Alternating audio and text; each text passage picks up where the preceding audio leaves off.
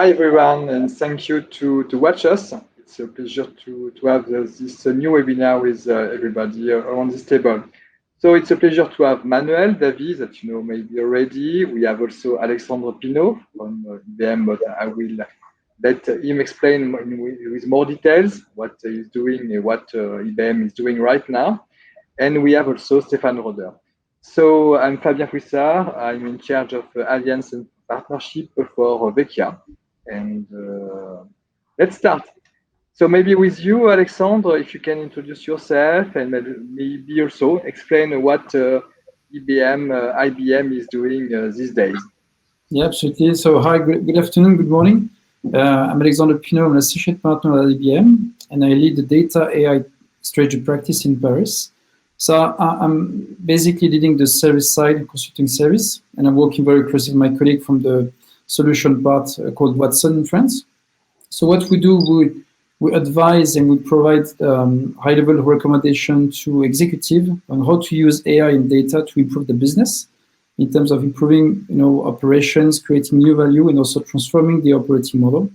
And we advise different clients from different sectors, from telco, bank, pharmas to industrial sector. So happy to be here.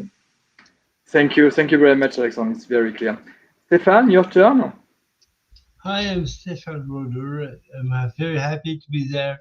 I'm CEO of AI Builders. We deliver a AI master plan for a company who wants to enhance their performance using AI.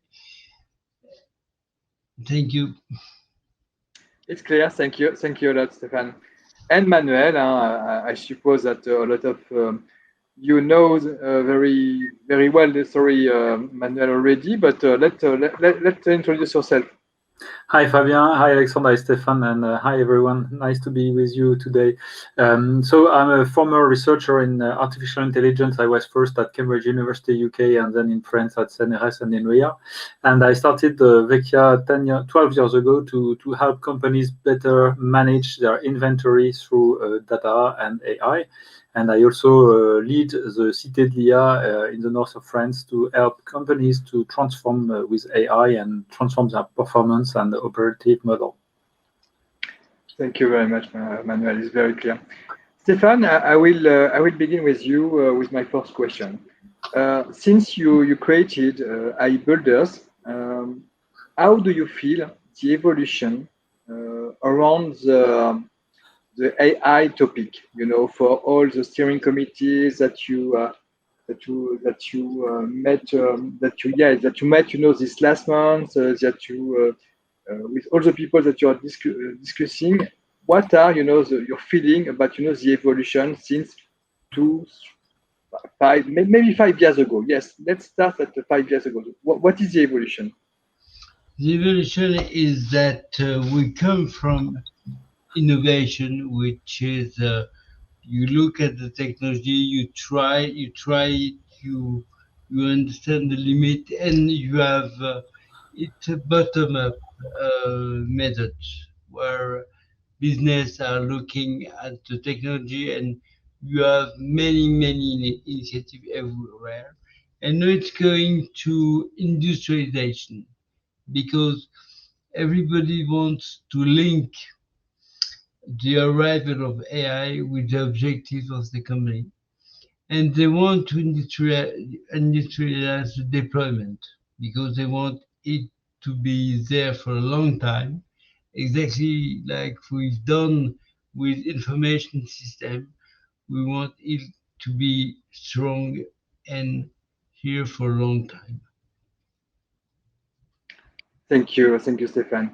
Manuel, we know that the supply chain world is very complex with a lot of data, with a lot of process, and quite the same question as I asked for Stéphane. What is your feeling about the evolution of the AI subject topic? For the companies, especially around the supply chain questions. Yeah, I'd say that pre-COVID companies were already challenged a lot by the Amazon effect. Cheap products, a lot of choice, and quick delivery. So that's impacting a lot the practices of consumers and also that of B2B buyers or people in purchase department. So companies who handle a supply chain need to adapt to this evolution. And post-COVID, what we see is that it has outlined the disruption, the massive disruptions that can happen in our world, and the need for agility in the supply chain. So with all the data that's available in all the companies nowadays, AI has just become something obvious for most companies. And the key point now is to address the question how to start with AI, how to deploy and to industrialize AI. And it's no more should we use AI. Everybody knows we need to use AI for that. Yes, you're right. Alexandre, you're working for IBM. Everybody knows what is IBM. For us, and especially for me, IBM for the AI topic, it was a lot of sound, a lot of noise around Watson. You did a lot of noise around Watson 5 or 6 years ago, and with some beautiful business case for Crédit Mutuel in the finance area, for example. Today, for you, what is your feeling about the evolution for the steering committees that you are advising every day in your job with your colleagues? What is your feeling around this evolution? Yeah, that's a very good question. I think the first point is AI is becoming a very business topic. Years ago, it was more like a tech innovation or an IT project, and now these days it's very like on the table of the executive committee. Because as Manuel mentioned, during the COVID, I think everybody mentioned the fact they need to have real-time analysis of the stocks, visibility, tracking. And now people can't ignore AI, and we have a real demonstration of the power of AI on the revenue of the major players and the most innovative brands. I think you mentioned Watson, and Watson was a major communication at the time because it was a new product. It was very disruptive and innovative at the time. But now I think AI is a lot broader than just a product or solution. So our clients are looking for more ecosystems engagement. So they're looking for various solutions. I think Watson is part of it.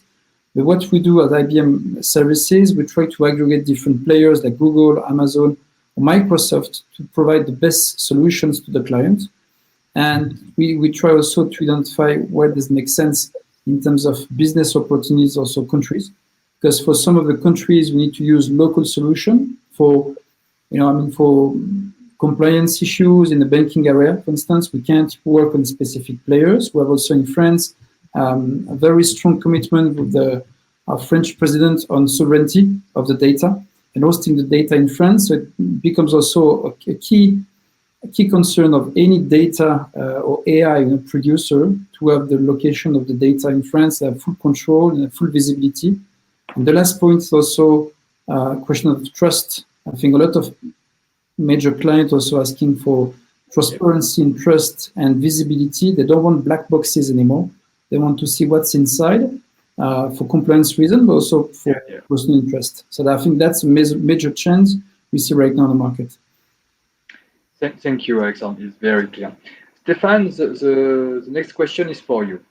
The title of this webinar is Emergency for France in terms of AI deployment. What is your feeling? What is your analysis about the level of France, of the companies in France, around the adoption and the deployment of artificial intelligence solution? Do you think that we are in front of all the companies for this topic in the world? We are in the middle, or we are very, very far from the best of the world? I think French companies they have understand that AI will bring a lot of performance. So they understand that they can value their data.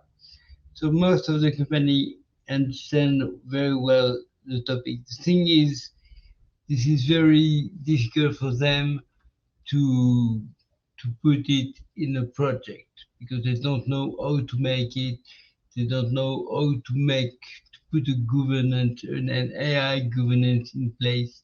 They don't understand really why they need a new AI master plan over an SI master plan. So I think we are in a good place comparing the other countries. The thing is, we don't do AI by design. We don't start a project from a white page and think about it using AI. It's the next level, but we need to include this in our way of thinking, this new transformation. So I think we have a very good solution in France. Looking at Dataiku, looking at you guys with Vecchia, and we have a good understanding. I think not as maybe as China, because those guys put AI everywhere, but they are like crazy with AI. Maybe it's too much, but we have a lot of things to do, and everybody seems to be ready in France to include AI. The only thing is they need the right method. Okay, they need to know how to do it. Okay. Thank you. It's clear. Thank you, Stéphane. Manuel, for you, maybe the next one. We know that supply chain is very complex, etc. You met a lot of companies around in France, in Europe, also in the world, around the supply chain topic. What is also, your analysis for France, for companies? Do you think that we are ready? We have already, implemented this technology. We are not ready. We are maybe we are too French. We are trying to check all the boxes of the plan. What is your feedback about your level of maturity? Yeah, there is a lot of interest about AI in French companies, like anywhere in the world. So there is no lag in that area. We have excellent engineers, very good people to understand the mathematical basis. So the key points for France to not become a laggard is really for companies to embrace the change, and not for one time it should not be done in a French way, which can be sometimes too slow. The fear of failing, of not succeeding on the first try, might be a big problem in this situation. So companies really, many companies have understood that and try things and really have a roadmap to deploy use cases. I think so. We will not be among the late countries, but we could be even faster by simply deciding to go forward, and this has to come from the leaders of each company. Why should my company use AI for its supply chain, for human resources, for accounting? This has to come from the leaders in the company. And once this is reached, companies can go very fast. Thank you, Manuel. It's clear. It's clear also. Alexandre, you are working for IBM. IBM, it's a global footprint. You had the chance to work in several regions in the world, so you can compare, directly with your projects, maybe also with your colleagues. What is your feeling about France versus the world, or versus Europe? What is the level of maturity? The same question, Yeah, very good point. I mean, just to follow what Manuel said, absolutely agree 100% the fact we have very good skills in France with very strong academic background. I think that's a fact, and everybody recognize that and looking for French resources, and also that's also an issue for French people and French company to keep the talent in France. That's a key point. What we see on the market is the French companies, they want to go step by step in terms of the implementation. They want to have proof, with baby steps. You have to implement the first use cases. Once you have the first demonstration, then you're going to put another coin in the machine to get another use case, and so on. So comparing to the US, where we see like bold moves and companies who say, going to go there, it's no matter what, we have to invest. We need to become a tech company. For instance, we have bank industry saying, I want to be a tech company, insurer also. That's a bold move. We don't see that yet in France, but that's coming. And what we see also in the US is the chief data officers, the chief digital officers, they're part of the executive committees, which is not obvious in France. I mean, most of CDOs or CIOs are not executive members yet, So we see that the tech is not a key topic of the board, in terms of decision-making investment, the first point. And also what we have to look at the other side of the globe. I mean, in Asia, when we see a lot of innovation from the usages, the fact that people can create, it's not tech-driven, it's usage-driven, because they create factory from scratch, the plant from scratch. They have a very high companies, so they need to use AI to scale and to grow, and they don't see the same resistance. They don't facing the same changes in the organization because for different reasons, good or bad. I mean, the law and the rights are different. They can do more things. They can access to the data. They can use the data broadly across the country. We can't do that in Europe, for instance. We have much more regulations. So we see things happening in Asia where it's more, at scale. And I think it's a very good example of what we can do. We mentioned traceability of the goods, traceability of the people, traceability of any asset, in Asia that's very advanced. And it's also being, introduced by the mobile phone. So I think it's like two curves, very similar growth. The mobile phone, deployment versus AI in data, because if you introduce mobile phone, you get more data, and you start collecting data insight from the people, from machines, and then you can create something new. In France, I think the landscape is very different, it's pretty old. So you have different machines, different technologies, they don't talk to each other. And that's the first challenge, which we see right now is a very heterogeneous market that we have in France, and it's not the same size. So I think we're really working on niche players in France. They try to replicate what we see at scale at the global level. Absolutely. No, yes, and especially I remember the discussions that we had together also around the culture, the French culture. I don't know if a lot of people knows around the table, but in France you need to have an RFP. You have a special RFP for a special, business case, etc. It's clear that in US it's quite strange, but you have more trust. Yes, you are able to do it. You have the skills, you have the references, etc. And we can move forward. We can move faster. But okay, it's another point just in parallel of the law and all the constraints that we can also have in our country, for good and for the bad, as you said. Stefan, another question for you. I would like to know what is your analysis about the deployment of artificial intelligence? Is it for true and good for the big companies, the big industry, the big retailers? It's good for the small companies. What is your feeling? What is your analysis around the most advanced sectors, the most advanced verticals, which need to adopt this technology? I think it's good for everybody. The thing is, first, the insurance and the banks start to adopt AI because there's very large SI at the core of their business. So they need to improve them to lower the cost of production and define a lot of source of gain or performance gain using AI. Now, I think most of the industrial sector are going to use it because they understand what kind of performance brings AI.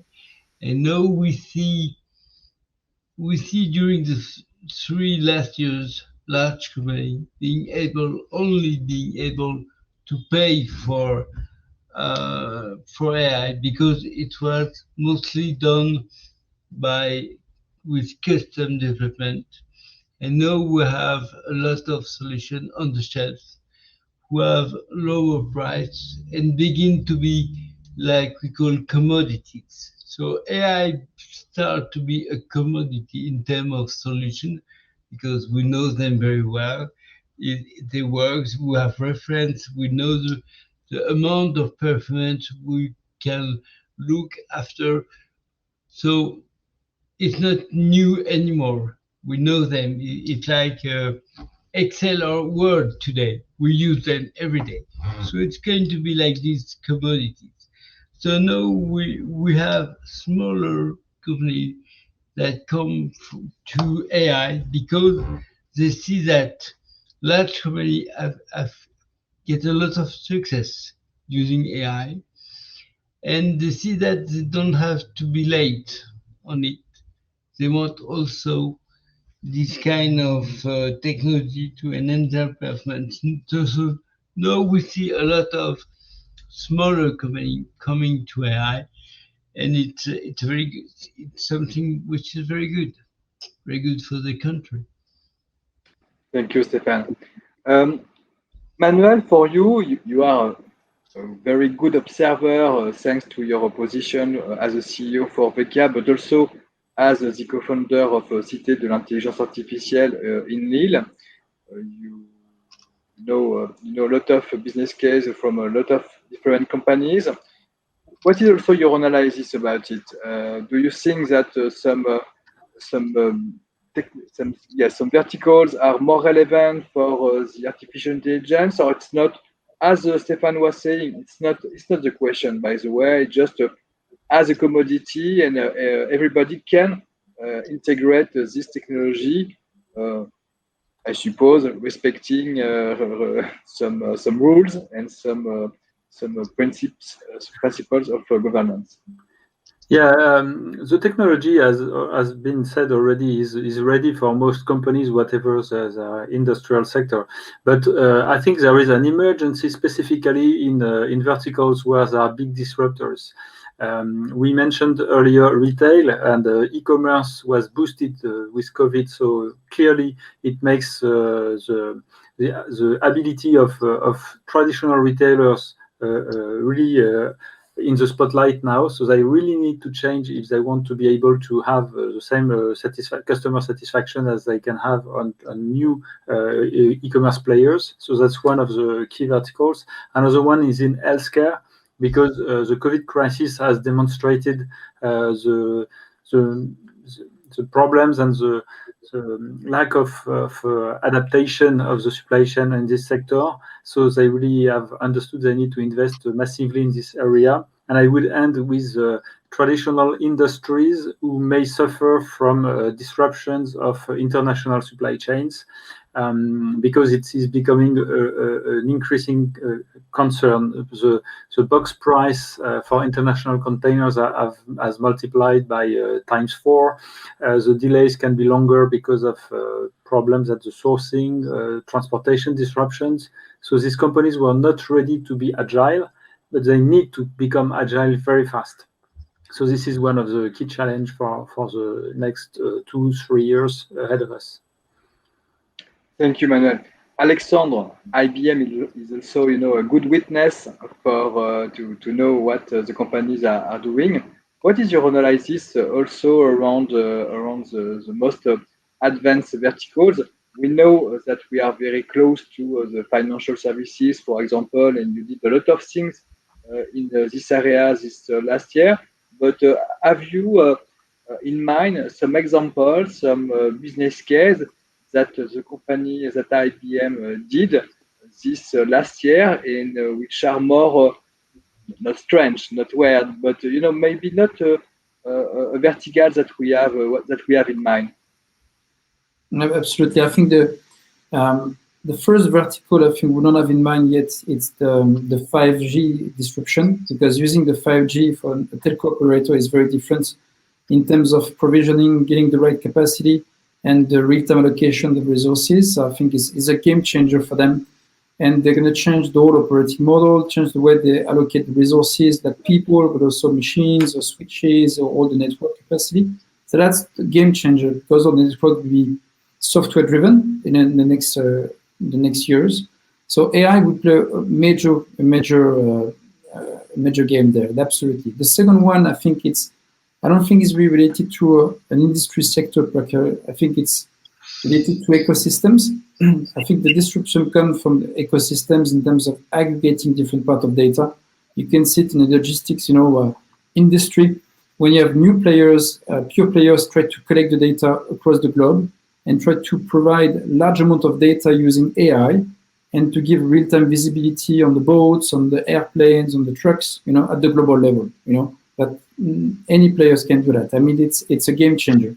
So AI used to be for lots of transaction, lots of volumes, complex tasks, but now it's more like end-to-end processes. And we're able to demonstrate the power of AI with the change of the processes. The business processes need to use and embrace AI.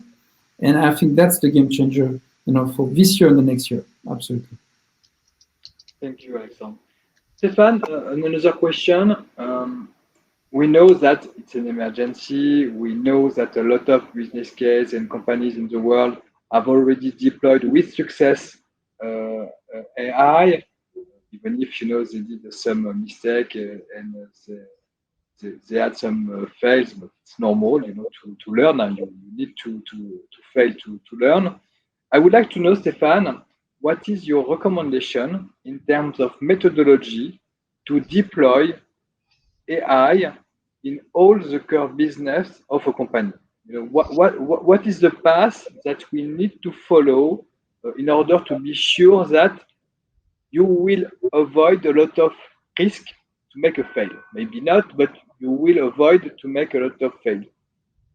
The first step is to have your CEO and executive committee okay for deploying AI. First, if they understand the objective, if they understand how it is linked to their performance and their objective, all the company will follow the CEO and the executive committee. Second step is to put in place an AI governance, because you have a lot of initiatives who have been done during the innovation. And now for the industrialization of the deployment, you need to bring them into a process, which is AI governance. Third thing is launch an AI master plan, because you will be able to map all the source of performance gain linked to the utilization of AI, and have a good roadmap that everybody understands that it is again linked to your objective. The third thing is you have to work with your SI, because those guys have never seen a machine learning model. They have to start from DevOps and start MLOps. They have to be able to deal with those new technologies, new way of thinking about a new way of programming. The last one is you have to be next to your business line, because those guys will have new solutions which integrate AI, and they have to be confident using those new solutions. So you have to explain what is AI. You have to explain how their day-to-day will change using AI, and you have to explain that they will use it for their good. It's very clear, and I think that you just underline a lot of important things, especially about the commitment of the steering committee, about the fact that the IT department is also an important part, of course. Manuel, the next question for you. I would like also to have in your point of view about this methodology. We know that supply chain is just, in the heart of the companies. It's more than critical. Maybe it's more than critical, really. It's very so important, for the company at the sales department, in the retail department, in the supply chain, logistics, financial, marketing. So it's complex. What is your methodology? What is your recommendation in order to be sure that the company is following the right path? Do you think that it's interesting to just implement a new way, a new organization with new skills, with I don't know, the fact to hire some new resources, some data scientists, etc., or there is another path? What is your idea about it? Yeah, I think the key question for the leader who wants to start a transformation of supply chain in a company is to answer the question, why is AI the right solution for my people and my company? And once you have the answer to this question, I think everything is easier because you have identified the business benefits, you have identified the people who will be involved and the impact, the positive impact also they will experience, because most of the impact is positive for when you talk about helping demand planners. Most of the data in the supply chain is available because for 10 or 20 years, there have been IT systems to do that. So data is never really a problem in the supply chain. So it's really all about why should we be doing this with AI? And the answer has to be because we don't have a choice. Because it's the only way to achieve, to break the glass ceiling of performance of the supply chain. So once you have that, of course, there are some pitfalls to avoid. And one of my recommendations would be to have a team, a dedicated team, which has the right panel of competencies, people who know the business, people who know where to find the data and can do it themselves, and people who can make decisions on the management rules that we are going to be implemented in the system. And this team can be 4 or 5 people, no more. And once you have this team and the leader of the company says, let's go, then it can be deployed in a few weeks with results which can be measured in less than a quarter. So it can be impressively short. Okay. Thank you, Manuel. Alexandre, you are a strategic advisor for companies. And I suppose that this question, especially around the organization, the people, the fact to be sure that we are following the right path in order to adopt, to integrate this technology is a key point. It's something that you have always in mind with your clients. What is your methodology? I don't want to know your point of view because I suppose that we are aligned. But what is the methodology that you are proposing to your clients, to the IT department, to the steering committee, to the marketing department? I don't know. By the way, I have another question that I just have in mind. Your methodology is different when you are talking to I don't know, an IT department and to another department, or it's always the same? It's an additional question. Yeah, I will answer to both. I mean, it's the first one, I mean, in terms of methodologies, is to be sure we answer the business needs. I think we have to detect the symptoms, understand what's going on, what are the key changes from the client. Because we want to go beyond the use cases, to go step by step and use case per use case. We have to understand the whole value chain. For instance, in the supply chain area, if you want to optimize the shipping, you want to know what are the stocks, how many containers you can put in a truck, or what's the number of orders per day. But you need also to link with the SLAs. You need to link with the contracts from the client. You need to link what does make sense for the client. Should you ship it right away? Can you wait another hour to ship the second package? So you can be very efficient on the shop floor, optimizing the trucks, but doesn't mean you have big impact on the clients, So really you have to link what makes sense for your clients, for your customers, if it's B2C, what makes sense, what makes them happy, and NPS, Net Promoter Score, versus to optimize your optimization. Because sometimes, you want to push too far, that's going to be very costly.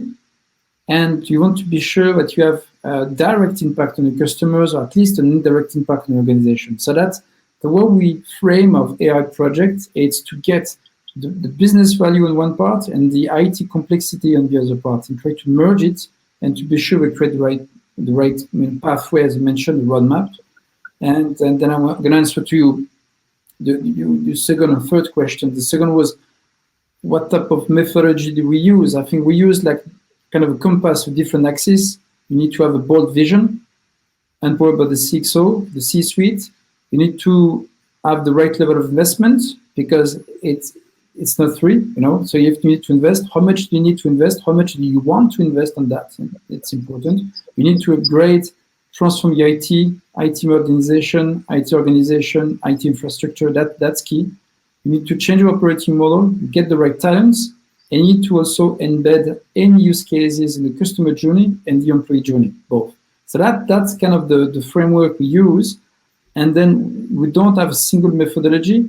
I think depending what is the maturity of the client, is it just starting? We need to create, you need to trigger the needs, you need to demonstrate the value, you showcase approach, you know, you bring stuff on the table, you try to make your clients, you know, discovering the potential of AI. Or some of the clients, they implementing AI for 1-2 years or sometimes 4 years, and they want to go at scale. So it's more like an organization issue, scaling issues. Sometimes it's like a build-run issue of investment or cost model, because when you start with people on the floor, close to you, close to your headquarters. But as soon as you scale, you have more people, you need to use multiple countries, you need to use resources in India, and it's totally different in terms of methodology and implementation. So it really depends of the maturity of the client, you know. And you also mentioned the stakeholder. And yes, if you talk to an IT guy versus a business leader, it's different pitch. But at the end of it, I think we have a single, you know, story, link business and IT all together to succeed. It's a good transition. Thank you, Alexandre, for that. I would like to know, Stéphane, what is your best reference or your best memory around a successful project with AI? And at the opposite, I would like to know what is for you, you know, the worst failure that you met, you know, in this business.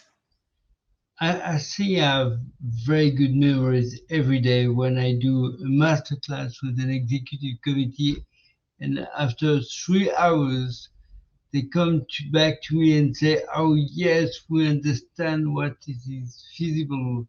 No, we understand what is feasible with AI. We have plenty of ideas. Can we discuss about it?" So it's very wonderful, because we thought that AI was magic, and in fact, it's not. It can be really simple to explain and really simple to project people. The worst one is when I met a deputy of a CEO, and this guy says, who tells me that AI can bring performance? I don't believe you, and I will not believe you.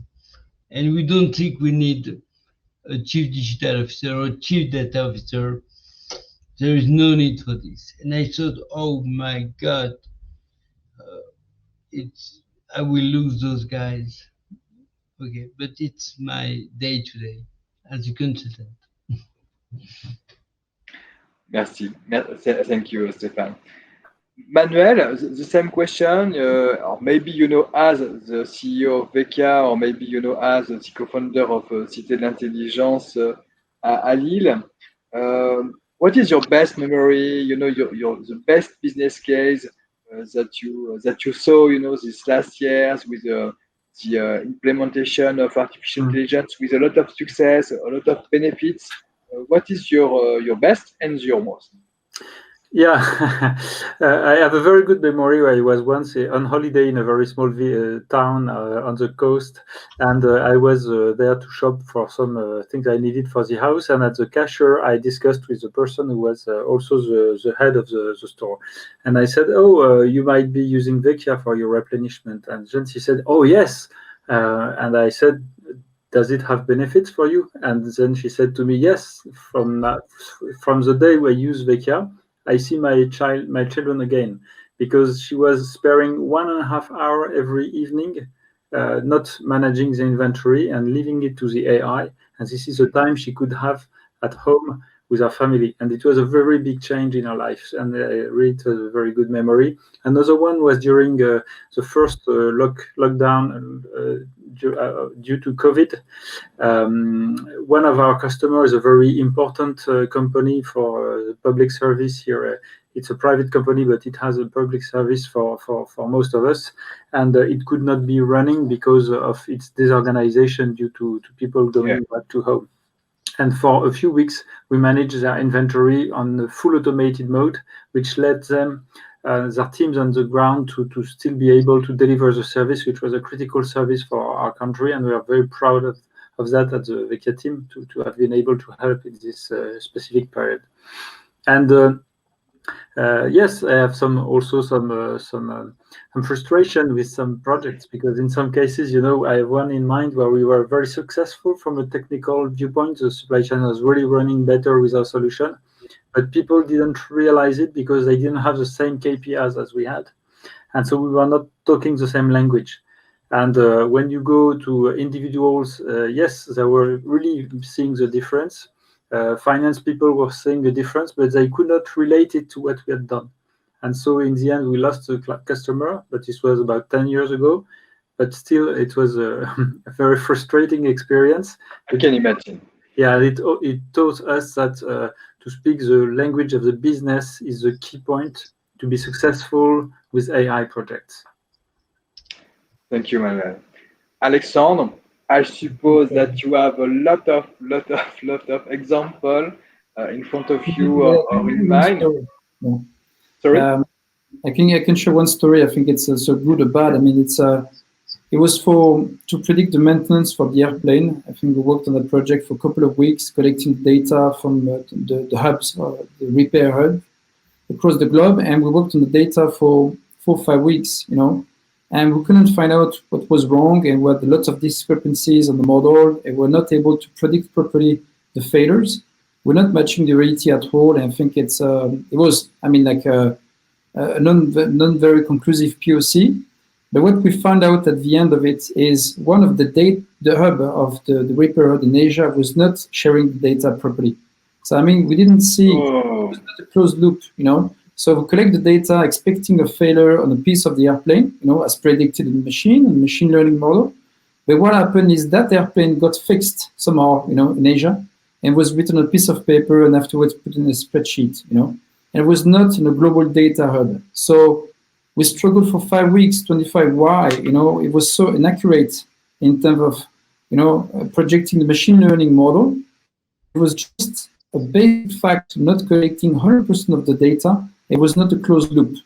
So I mean, that's one of the key insights. And sometimes you focus too much on a model, on the machine learning model, and you forget to do real observation. That's what we do right now, of a full observation of the landscape, to transfer all the data points, to avoid missing the data points of somebody changing the data, updating the data, and having afterwards a wrong model. So that's like a good story and a bad story, and also good advice when you want to tackle any AI project. I mean, start from the full picture, the big picture, helicopter view, to see what's going on. And because some of the issues can be fixed without AI, and sometimes you can give a first set of recommendations before starting, and then you're sure that you just on a hotspot where it makes sense, where you get the most of the data, and where you get most of the value. So that's my advice today. Yeah.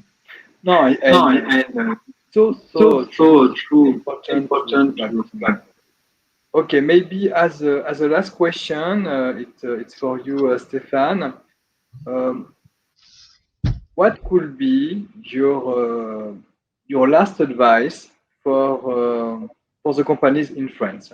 Just in France, what is your last comment, your conclusion? What do you want to say to these companies in France?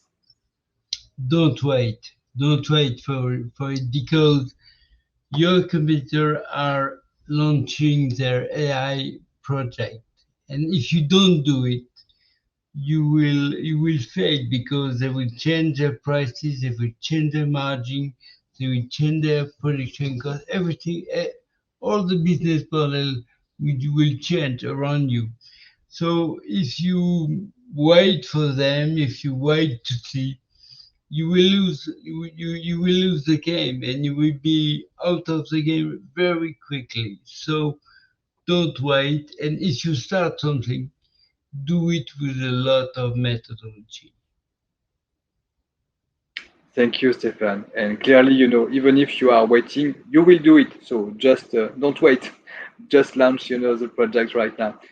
Manuel, the same question for you. What do you want to say to these companies in France, which are maybe not ready, which maybe which are yes, they don't know what to do. What do you want to say? Well, I mean, it's not a question of being ready. It's a question of doing it on time, because as Stefan outlined, the world is changing, and there are disruptors who have already implemented it for several years. If we look at the retail with Amazon, Alibaba, or others, and in other industries, you have similar examples. So it's not a matter of should we do it, but once you've decided to do it, and it should be today, then the question is how to do it, and methodology is really the key message. To have a good methodology, and people who worked in the past on big IT legacy projects, they need to switch to a more agile way of working, where you take one data at a time, and you look at the improvement of the KPI on a daily basis. It's not like old IT, when you had a switch before, after, and after the deployment of the solution, you had some performance which was steady for the next 10 years. With AI, you can improve it every day. So this has to be in the methodology of implementation, and also in the run methodology, to have this improvement on a daily basis. Thank you, Manuel. Alexandre, the same for you. What do you want to say to these companies? Maybe as Alexandre, of course, because you also work for different companies before IBM, but also with the vision of IBM. What IBM wants to say to these companies in France? I mean, everybody should try. I mean, there's no reason to not try to engage an AI project. I mean, you can start something with not very costly. You can start with where you get most of the value and the lowest investment. That's really possible right now. And I mean, an AI project is 80% a data project. So at the end of it, if AI doesn't work, you're going to create an asset, you're going to improve your data quality, you're going to work on your data management. And that's something essential for any company. So I think it's not an option. It's not an option to say yes or no, I'm going to do it. You should do it. And then you can really judge based on everything we said, based on the value and your changes, your skills, the competition landscape, what's around you, where to go, and the pace. And the last point, don't do 100% yourself. You should be helped, and you should also partner. And don't try to reinvent the wheel. Most of the use cases already exist. You should use them. You should see what's going on in the market and try to partner with part of it. And keep it really internally. What makes a differentiator in terms of competition?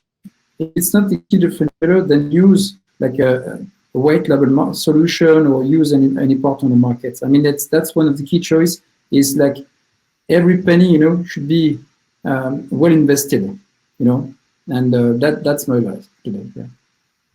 Thank you a lot for your conclusion, Alexandre. I would like to add maybe just one sentence. Don't be afraid. It's mandatory, but by the way, it's not so hard to achieve. And clearly, it's also a data project. And as you said, Alexandre, even if the first try is not good, you are not able to achieve the goals that you have identified at the beginning. it's not so important because you will, sure, it's not something that I'm saying like that, but it's sure that your data, after to have launched this kind of project, will be in a better situation than before. It's sure. So don't be afraid. It's mandatory, but it's not so hard. It's easy to do. And thank you a lot, guys, to be here with us. It was very interesting. If you have some questions, obviously you can ask us, through a different website and emails that we share with this video. And thank you a lot. And don't be shy. It's cool. Thank you. Thank you very much, Fabien. Thank you. Bye. Bye. Thank you.